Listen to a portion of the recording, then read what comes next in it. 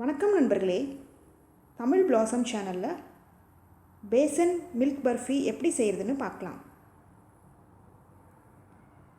2 cup கடலை மாவு எடுத்துக்கலாம். 250 ml. 2வது கப்பு நெய் 3 டீஸ்பூன், பால் 3 டீஸ்பூன். இது நல்லா கலந்துக்கலாம். நல்லா கையால் உள்ளங்கையால் நல்லா பிசைஞ்சு விடுங்க.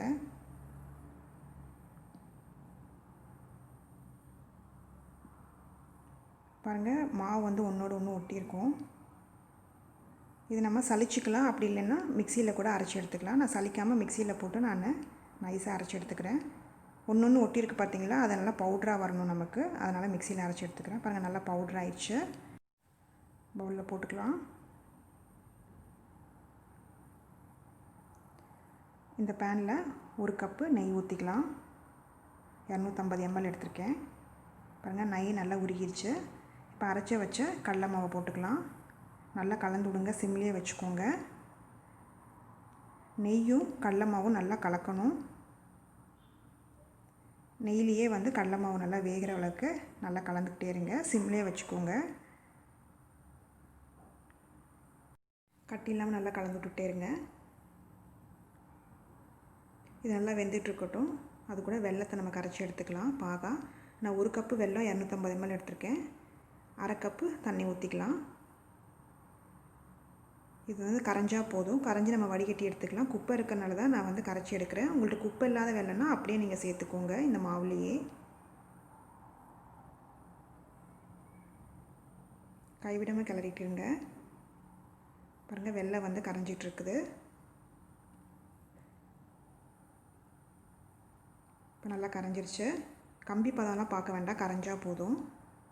பாருங்கள், நல்லா நுர விட்டு வருது. நல்லா வெந்துருச்சு.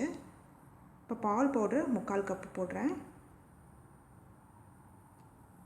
இது நல்லா கலந்துக்கோங்க. கட்டி இல்லாமல் நல்லா கலந்துக்கோங்க.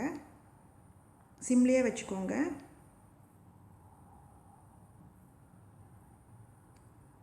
கைவிடாமல் நல்லா கலந்து விட்டுட்டே இருங்க. பாருங்கள், நல்லா மிக்ஸ் ஆயிடுச்சு.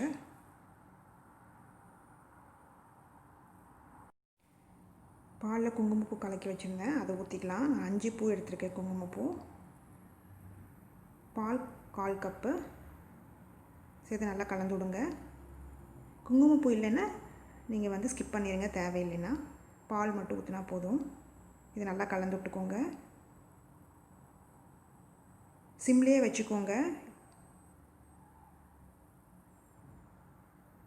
இப்போ வெல்லத்தை பாகு காய்ச்சி வச்சுருந்தேன் பார்த்தீங்களா, அதை வடிகட்டி ஊற்றிக்கலாம். அப்படியே வடிகட்டிக்கோங்க. இதுலேயே நல்லா கலந்து விடுங்க. சிம்லேயே வச்சுக்கோங்க அடுப்பை. பாகு வடிகட்டியாச்சு. எவ்வளோ குப்பை இருக்குது பாருங்கள். நல்லா கலந்து விடுங்க. சிம்லேயே வச்சுக்கோங்க. ஏலக்காய் தூள் சிறிதளவு சேர்த்து நல்லா கலந்து விடுங்க. இது தேவைன்னா நீங்கள் போட்டுக்கோங்க, இல்லைன்னா ஸ்கிப் பண்ணிக்கோங்க. வெள்ளைப்பாகு ஊற்றுனது எல்லாம் ட்ரை ஆயிடுச்சு. இப்போ நம்ம அடுப்பு ஆஃப் பண்ணிடலாம். இந்த கிளாஸ் பவுலில் எல்லா பக்கமும் நெய் தடவி வச்சுருக்கேன். இதில் போட்டுடலாம். சூடாக இருக்கிறப்பவே இதில் போட்டுருங்க. அப்போ தான் நம்மளுக்கு எந்த ஷேப் வேணுமோ அந்த ஷேப் கிடைக்கும். இப்போ இது நல்லா அழுத்தி விடுங்க, எல்லா பக்கமும் சமமாக இருக்கிற மாதிரி. நல்லா சமமாயிடுச்சு. இப்போ பாதாமும் பிஸ்தாவும் போடுறேன். உங்களுக்கு எவ்வளோ வேணுமோ அதுக்கேற்ற மாதிரி நீங்கள் போட்டுக்கோங்க.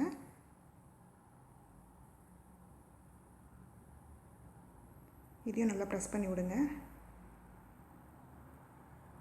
இப்போ ஒரு 4 மணி நேரத்துக்கு அப்புறம் நம்ம கட் பண்ணி பார்க்கலாம். சூடு ஆறணும், அதனால் 4 மணி நேரத்துக்கு அப்புறம் எடுத்திங்கன்னா நல்லா செட் ஆகிருக்கும். பாருங்கள், நல்லா செட் ஆயிடுச்சு. சுவையான பேசின் மில்க் பர்ஃபி ரெடி ஆயிடுச்சு. இந்த ரெசிபியை செஞ்சு பார்த்துட்டு உங்களோட கமெண்ட்ஸ் என்னன்னு சொல்லுங்கள். பிடிச்சிருந்தால் லைக் பண்ணுங்கள், ஷேர் பண்ணுங்கள், சப்ஸ்கிரைப் பண்ணுங்கள்.